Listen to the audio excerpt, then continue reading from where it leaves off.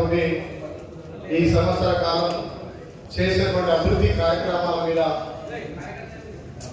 Media మిత్రులతో చర్చించి ఇంకా ఏ రకంగా ఆలయాన్ని అభివృద్ధి తీసుకుపోవచ్చు, ఆలయం ఇంకా అన్ని విధాలు అభివృద్ధి చేయడానికి మేము చేసిన పనుల మీద కానీ ఏమైనా ఇంకా ఉంటే సలహాలు సూచనలతోటి ఇంకా ముందుకు పోవాల్సిన అవసరం ఉందన్న ఉద్దేశంతో ముఖ్యంగా దీంట్లో ఆలయ అభివృద్ధిలో ముఖ్య భూమిక పోషిస్తున్నటువంటి మా మీడియా మిత్రులు, ఎలక్ట్రానిక్ మీడియా మిత్రులకు నిజంగా కూడా ప్రత్యేకంగా ధన్యవాదాలు. ఒక పిలుపు మేరకి ఇంత పెద్ద వచ్చిన మీ అందరికీ కాంగ్రెస్ పార్టీ తరఫున ఆలయ నియోజకవర్గ ప్రజల ధన్యవాదాలు తెలియజేస్తూ దీనికి ముఖ్యంగా చేసినటువంటి జిల్లా అధ్యక్షులు అండర్ సంజీవ్ రెడ్డి గారికి, పెద్దలు మదరెడ్డి చైర్మన్ గుడిపాటి లక్ష్మణరెడ్డి గారికి, market committee chairman Chaitanya Mahender Reddy గారికి, మోత్కూరు మార్కెట్ కమిటీ చైర్మన్ అక్క విమల వెంకటేశ్వర గారికి, అదేవిధంగా జెడ్పీటీసీ నరేంద్ర గుప్తా గారికి, పెద్దలు రాష్ట్ర నాయకులు శంకర్ నాయక్ గారికి, ఎంపీపీ తండ మంగమ్మ శ్రీశైల్ గారికి, ఎంపీపీ శ్రీశైల గారికి, ఎంపీపీ అశోక్ గారికి, మండల పార్టీ అధ్యక్షులు వెంకటరాజు గారికి, సభాధ్యక్షులు కాను బాలరాజు గారికి, ఇంకా వేదిక ఉన్న మండల పార్టీలకు, టౌన్ పార్టీలకు, డైరెక్టర్లకు, మదర్ డైరీ డైరెక్టర్లకు, మాజీ ఎంపీలకు, కాంగ్రెస్ కార్యకర్తలకు మీ అందరి సహకారంతో సంవత్సరం పూర్తి చేసుకున్న సందర్భంగా పేరు పేరున ధన్యవాదాలు చేస్తున్నాం.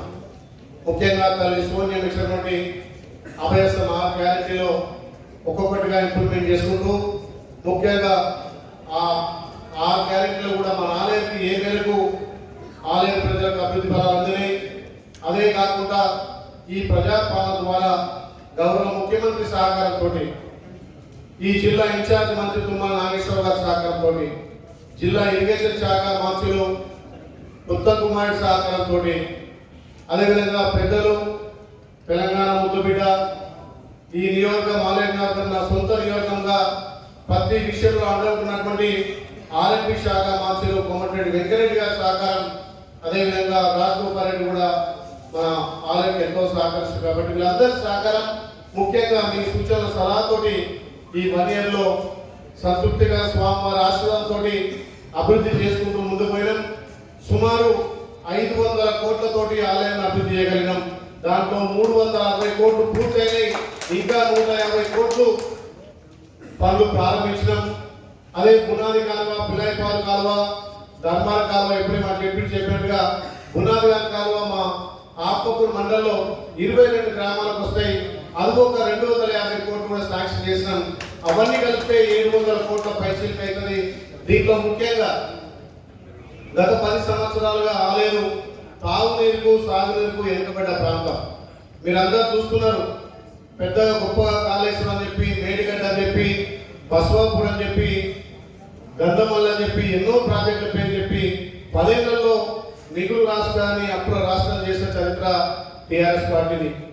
మరి అట్లా అప్పులు చేసి కనీసం ఆలయ నియోజకానికి ఏ ఎకరానికి నీళ్లు అందినాయంటే మరి ఇక్కడ తలాపులో ఉన్నటువంటి గంధమల్ల మీద ఉన్నటువంటి తపాస్పేట కానీ, అక్కడ నవ్వంపేట కానీ, మల్లన్న సాగర్ కానీ, కొండపోచమ్మ ప్రాజెక్టు కట్టగలిగారు. చిన్న చిన్న మరమ్మతులు 1 కోటి 100 సెంట్లు పైన ఇలా గొలుసుకట్టుగా పోతున్నాయి. ఇలా మూటకొండ నిండి మళ్ళీ మూటకొండ ఉండగానే అక్కడ బట్టూరు 10 గ్రామాలు వచ్చి అన్నమాంతి కాబట్టి అక్కడ ఉన్న సొంత కథలతోటి ఇలా ఆ కాలువ మరమ్మతులు చేస్తున్నాం. మళ్ళీ ఒక 9 చెరువులు ఎక్కున్నాయి. అంటే ఇంత చక్కటి అవకాశం ఉన్నా కానీ గత పాలకులు పట్టించుకోలేదు. ఇది మీ అందరి సహకారంతో తాగునీరుకు 170% పూర్తి చేయగలిగినాం. ఇంకా ఉన్నటువంటి చెరువులను పునాది కాలువల ద్వారా అక్కడ ఆత్మకూరు మండలం, గద్దమల ద్వారా ఉన్నటువంటి 6 మండలాలకు సస్యశ్యామం చేస్తానని చెప్పి మీ ముందు మాటిస్తున్నా. తాగునీరు విషయంలో ఎండాకాలం వచ్చిందంటే మొన్ననే నాకు 10 కోట్లు ఎస్డిఎఫ్ నిధులు వస్తే 2,80,00,000 నేను తాగునీరు కోసం వేసిన. ఇంకా బోర్లు ఇవ్వాల్సి వస్తుంది, ఇంకా పైప్ లైన్ ఇవ్వాల్సి వస్తుంది. గత పాలకులు పెద్ద ఎత్తున చేపట్టినటువంటి మిషన్ భగీరథ అని చెప్పి కానీ ఎక్కడ కూడా ఏ గ్రామంలో నీళ్లు వస్తలేవు. ఇలా స్పెషల్ ఆఫీసర్ల పాలనలో ఇంకా కూడా నీళ్ళు తక్కువైందంటే రాష్ట్ర మంత్రివర్యులు రేవంత్ రెడ్డి గారి బదిలాడి డిప్యూటీ సీఎం ఫైనాన్స్ దగ్గర ఆయన డిప్యూటీ సీఎం గారిని మన బట్టి విక్రమార్కని బదిలాడి కోమటిరెడ్డి వెంకటరెడ్డి గారి సహకారంతో మిషన్ భగీరథ ఏదైతే 16 కిలోమీటర్లు పైప్ లైన్ నిలబడిపోయిందో దానికి 210 కోట్లు శాంక్షన్ చేయించి మొన్ననే పైలాన్ ప్రాజెక్ట్ కూడా ఓపెన్ చేయడం జరిగింది. అది మీరు అంతా చూసారు. ఆ రోజు మీరు వచ్చారు. గౌరవ ఇన్ఛార్జ్ మంత్రి కానీ, రాష్ట్ర మంత్రి కానీ, పంచాయతీరాజ్ శాఖ మంత్రి అక్క సీతక్క కూడా రావడం జరిగింది. 210 కోట్లు శాంక్షన్ చేసిన టెండర్ అయిపోయింది. పనులు ప్రారంభమైనాయి. మార్చి ఫస్ట్ వీక్ లో పెద్ద ఎత్తున ఆలేరుకు మిషన్ భగీరథ నీళ్లు రాబోతున్నాయి. అది తాగునీరు విషయంలో సాధించినటువంటి విజయంగా మీకు చెప్ప తప్పదు.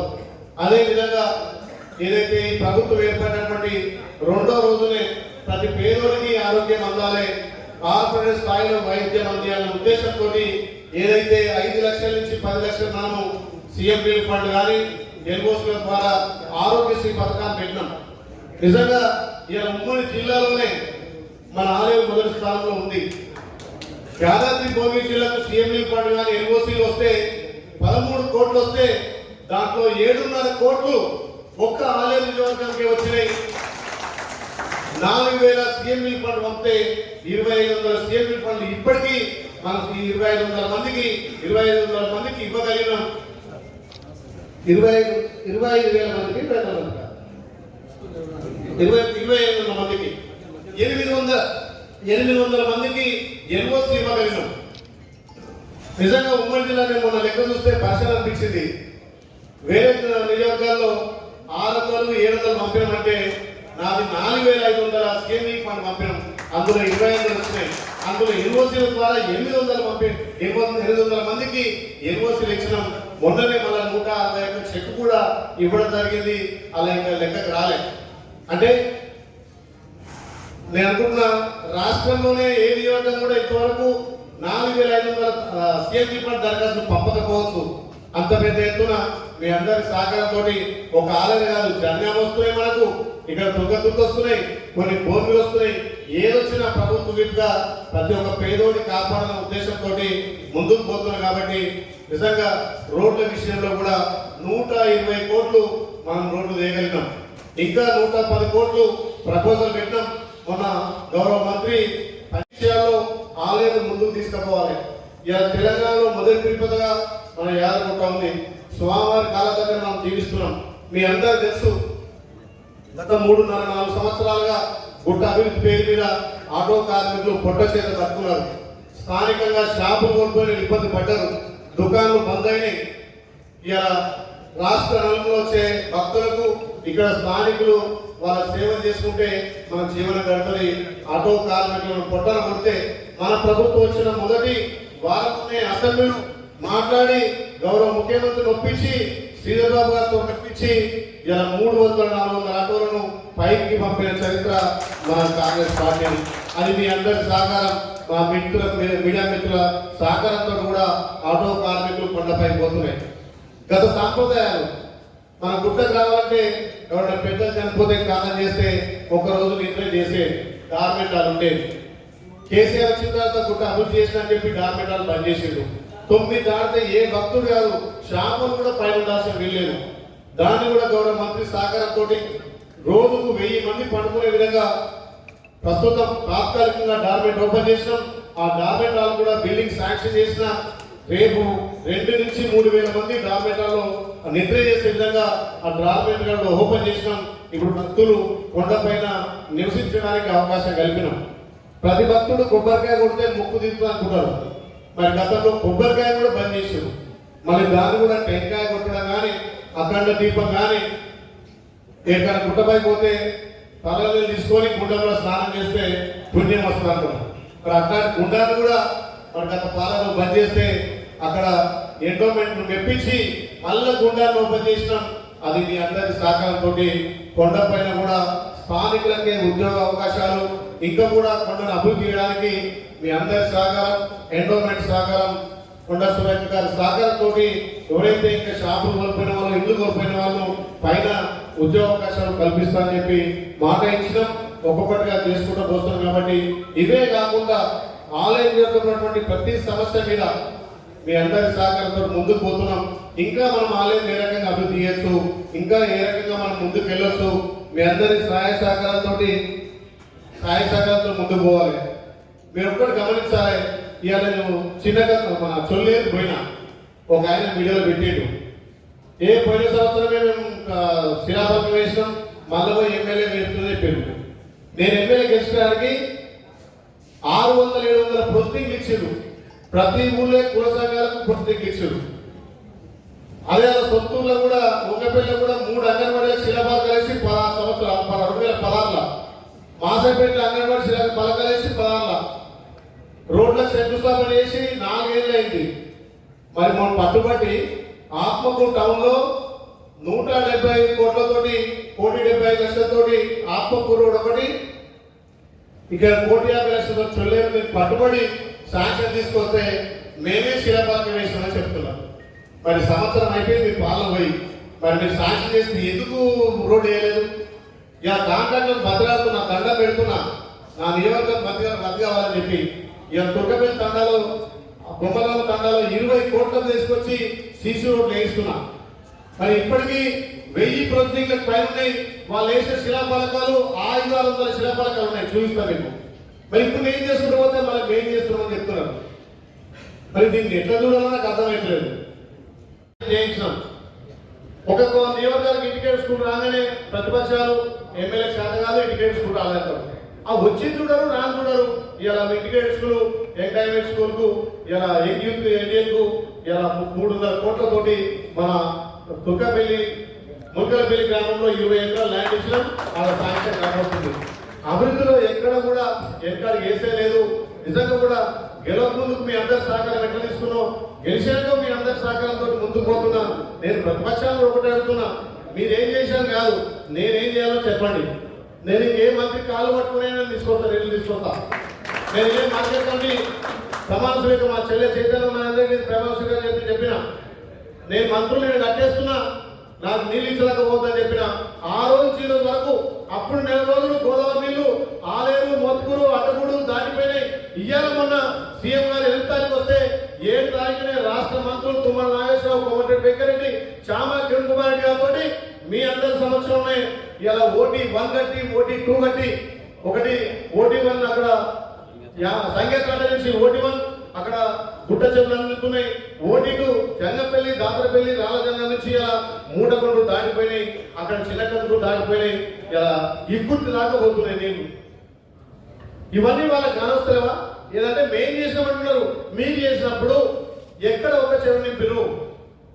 ఆలయంలో నేను సవాల్ చూస్తున్నా, మా మీడియా మిత్రుల ముందు నేను చెప్తున్నా, ఎవరైనా ఏ చెరువు నింపి తెప్పాలి. ఏదో నామక వాస్తుగా గుట్ట బ్రహ్మోత్సవం వచ్చినప్పుడు గండి చెరువు ఒక్కటి నింపారు. నేను ఒక్కడు దాన్ని గండి చెరువు ఒక్కటి నింపారు. ఆలయ నియోజకంలో గండి చెరువు నింపారు. మరి ఇవాళ 120 చెరువులు మేము నింపినాం. మరి మేమే కట్టాం కాళేశ్వరం అంటున్నారు, మేమే కట్టాం తపాసిపల్లి అంటున్నారు, మేమే కట్టాం నవాపేట అంటున్నారు. కట్టినలు ఆలయాలకు ఎందుకు ఎండబెట్టారు? కట్టినలు ఆలయ రైతన్నలకు ఎందుకు నీళ్లు ఇవ్వలేకపోయారు? ఇలా తాగునీళ్ళు విఫలమైనాయి కాబట్టి ఇలా ఆలయ ప్రజలను 50,000 మెజార్టీతో గెలిపించారని చెప్పి నేను చెప్తున్నా. కాబట్టి ఇంకా కూడా ఏదైతే కైలపూర్ నుంచి రాజాపేటకు 12 గ్రామాలకు నీళ్ళు వస్తున్నాయి. 50 లక్షలు సొంతం పెడుతున్నా. 50 లక్షలు సొంతం పెట్టి కైలపూర్ నుంచి అదేవుడు మల్లచెరువు, మల్లగూడెం దగ్గర ఉన్న మల్లచెరువు పోతే మల్లచెరువు నుంచి 9 చెరువులు అయితే గొలుసుగాడుగా. దానికి గతంలో ఉన్న ప్రభుత్వంలో టెండర్ వేసారు. కానీ అప్పుడు వేసే టెండర్లకు అది రూపాయి ఖర్చు పెడితే ఆదానే వస్తుంది. టెండర్లు ముందుకు పోతే టెండర్లు క్యాన్సిల్ చేసి సొంత మిషన్ తోటి ఇలా కాలం కొట్టిస్తున్న పోతుందే ఎకరం అమ్మైనా సరే 50 లక్షలు ఖర్చు అని చెప్పి ముందుకు పోతున్నా. ఇది ప్రజాపాలన. ఇది గౌరవ ముఖ్యమంత్రి రేవంత్ రెడ్డి గారు తెలంగాణలో నిజంగా ఒక్క సంవత్సరంలో 8,000 కోట్లు నిన్న వేదిక మీద కూడా అన్నాడు మా ఉత్తమ్ కుమార్ రెడ్డి గారు, ఇరిగేషన్ రాజమంత్రి. గ్రంథం వల్ల 3 నెలల్లో టెండర్ పిలిచి పనులు స్టార్ట్ చేస్తారని చెప్పి. మరి 10 ఏళ్లలో 9.8 టీఎంసీ అన్నారు. గ్రంథం వల్ల 4.8 అన్నారు, 4.8 అన్నారు, మళ్ళీ 1.4 అన్నారు. ఇక ఒక పెద్ద చెప్తారు, వాళ్ళకి లెక్కలు రావు, మా అతనికి వస్తే లెక్కలు చెప్తామంటున్నారు. మేము లెక్కలు చెప్పుడు కాదు, మేము నింపి చూపించి లెక్కలు చెప్తాం. ఇలా పేపర్ లెక్క ఉండొచ్చు, మా ప్రజల గుండెలో ఉండాలి, మా రైతుల కాళ్ళు గోదావరితో నీళ్ళతో కడగాలని చెప్పి తప్పకుండా కడిగే విధంగా ఇలా మీరందరూ చూస్తున్నారు. అట్లా ముందుకు పోతున్నా ఇది ప్రజాపాలన, ఇది గౌరవ ముఖ్యమంత్రి రేవంత్ రెడ్డి గారి పరిపాలన. కాబట్టి ఇంకా కూడా ఏదైతే ఇంకా 4 సంవత్సరాలు ప్రజలు ఇచ్చిన అవకాశం ఉంది, ఏ రకంగా కూడా అమలు చేయాలంటారు. నిజంగా ఈ డేటా చూస్తే నాకే పరిశ్రమ అనిపిస్తుంది. మా ఆలయానికి 5,000 కోట్లు వచ్చినాయి అనిపిస్తుంది. ఒకసారి ఈ సంవత్సరంలో మహాలక్ష్మి పథకం ద్వారా ఆలయ నియోజకానికి 37,000 కుటుంబాల గ్యాస్ సిలిండర్లు 3.5 కోట్లు లబ్ధి జరిగింది. మా అక్క చెల్లెలకు ఉచిత బస్సు ప్రయాణం వల్ల ఒక 50 డిపోనే 83 లక్షల మంది మహిళలకు 36,000 కోట్లు ఆర్టీసీకి ప్రభుత్వం కట్టింది. గృహజ్యోతి పథకం ద్వారా 54,000 కుటుంబాలకు సబ్సిడీ 12,000 కోట్ల రూపాయలు ఒక ఆలయ నియోజకానికి వచ్చినాయి. రైతు రుణమాఫీ ఈ ఆలయ నియోజకానికి సుమారు 29,420 మంది రైతులకు, అంటే సుమారు 30,000 మంది ఒక ఆలయ నియోజకానికి 3,236 కోట్లు. మళ్ళీ మన లాస్ట్ వీక్ వచ్చింది, అది లెక్కకు రాలే కాబట్టి అది కూడా పెద్ద ఎత్తున రుణమాఫీ. గతంలో జరిగినటువంటి రుణమాఫీ పోస్తే అది పైసా మందం కాదు, ఇది పాలన మందం ఎక్కువ అని చెప్పి మీకు చెప్పక తప్పదు. అదేవిధంగా గౌరవ ముఖ్యమంత్రి గారు శాఖ మార్చులు ఆలయ నియోజకానికి 3,500 ఇళ్లకు వెళ్ళిచ్చారు. మొన్ననే దాన్ని కూడా ఆన్లైన్ లో అప్లై చేసుకోవడానికి వచ్చినాం. 3,500 ఇళ్లకు ఇంకా 1000 ఇల్లు కలిపి ఆలయ నియోజకానికి 4,500 ఇల్లు తెచ్చి ఈ ఒక్క సంవత్సరంలో కట్టిస్తారని చెప్పి మీకు మాట ఇస్తున్నా. అదేవిధంగా ఆలయ నియోజకంలో ఈ మధ్య చెరువు నింపిన తర్వాత ఎక్కువ కరెంటు యూజ్ అవుతుంది. రైతులలో బోర్లలో నీళ్ళు వచ్చి బావులలో నీళ్ళు రావడం వల్ల చాలా మంది రైతులు అన్నా మాకు ట్రాన్స్ఫర్ కావాలంటే ఆ ట్రాన్స్ఫర్ ఎక్కువేయాలంటే సబ్ స్టేషన్ కూడా ఎక్కువ కావాలి. కాబట్టి నేను వచ్చిన తర్వాత 7 సబ్ స్టేషన్లు శాంక్షన్ చేయించిన ఆ పని కూడా ప్రారంభిస్తున్నాం. దానికి కూడా మన గౌరవ ముఖ్యమంత్రి మన మంత్రుల సహకారం ఉంది. కాబట్టి ఈ రకంగా 8,000 కోట్లతోటి ఒక్కొక్క పథకం ద్వారా లబ్ధి జరుగుతుంది. నిజంగా నిన్న మా ముఖ్యమంత్రి చెప్తే మాకే అనిపించింది, భారతదేశంలో ఏ రాష్ట్రం కూడా ఒక్క సంవత్సరంలో 54,000 ఉద్యోగాలు ఇచ్చిన చరిత్ర లేదు. అది కాంగ్రెస్ పార్టీ ప్రజాపాలన, గౌరవ ముఖ్యమంత్రి రేవంత్ రెడ్డి గారి పాలన. కాబట్టి దయచేసి ఇంకా కూడా మీరు అన్ని విధాల ఈ రోజు ఈ రకంగా 1 ఇయర్ కంప్లీట్ చేసుకొని ఇన్ని సాధించినట్టు కూడా మీ అందరి సలహాలు, మీ అందరి సూచనలు నాకు ఒక్కొక్కరు వ్యక్తిగతంగా కూడా ఫోన్ చేసి ఈ రకంగా పోవాలి, ఈ చెరువు ఇస్తే ఈ చెరువు ఈ రకంగా మీరు పనిచేయాలని చెప్పి మీ అందరూ సూచనలు చాలా ఇచ్చింది. కాబట్టి ఈ రకంగా ముందుకు పోగలుగుతున్నా. నేను చేసింది కోరంతే ఇంకా కొన్నంత చేయాల్సి ఉందని చెప్పి నమ్మకంతో ముందుకు పోతున్నారు. కాబట్టి ఇదే విధంగా ఈ 4 సంవత్సరాలు మీ తమ్ముడిగా మీ అందరి ఆత్మీయుడిగా నన్ను దీవించి ఇంకా ఆలయంలో అన్ని అభివృద్ధి చేయడానికి అవకాశం కలిగించాలని చెప్పి ఇంకేమైనా సూచనలు ఉంటే మా పెద్దలు మా అందరూ ఇంకేమైనా సూచనలు సలహాలు ఉంటే కూడా చెప్పాలి. మా సురేష్ కూడా మీడియా మిత్రుడు కాబట్టి మా మీడియా మిత్రులు ఎందరి గురించి అడుగుతున్నారు. తప్పకుండా ఏ నియోజకాల్లో వాళ్ళప్పుడు ఆధారబాధ ఇచ్చి మన ల్యాండ్ క్లియర్ అయిపోయిన ప్రొసీజర్ ఇచ్చిపోయి కాబట్టి తప్పకుండా అన్ని